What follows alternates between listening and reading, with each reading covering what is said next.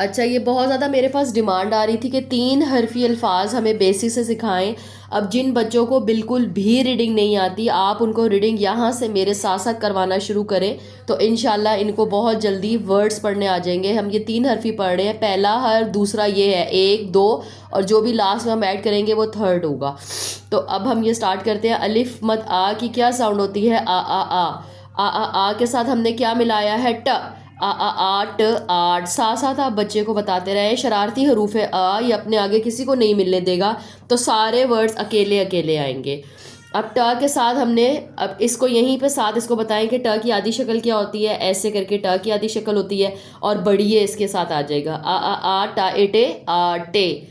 अब आ पीछे से आवाज़ आ रही है, इसे कहे एरो के साथ आगे चलते जाए, आख आख। ख की आधी शक्ल उससे बनवाएं, यहाँ पे ये ख की आधी शक्ल। लास्ट में क्या मिल रहा है? र। आ खर खर आखिर। द आद। यहाँ पे उसको ठहरवाएं और उसको बताएं कि अलीमत आ भी शरारती हरूफ है और दाल भी शरारती हरूफ है, तो दाल अपने आगे किसी को मिलने नहीं देगा। दम दम आदम। र आर। इधर भी बताएं उसको कि ये शरारती हरूफ है।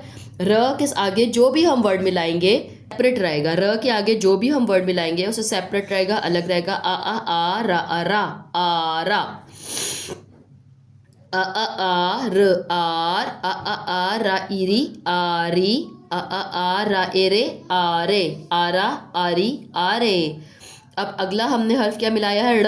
आड़ आड़ अड़ा आड़ा। आड़ आड़ा उड़ू आड़ू।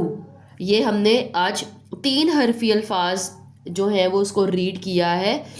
बच्चे को इसी तरह आवाज़ों के साथ इसके साथ साथ प्रैक्टिस करवाएं तो इंशाल्लाह उसको कोई मुश्किल होगी ही नहीं, और साथ में उसकी जो है वो आदि शक्ल भी रिवाइज होती रहेगी, और इंशाल्लाह इसके लिए बहुत आसानी हो जाएगी।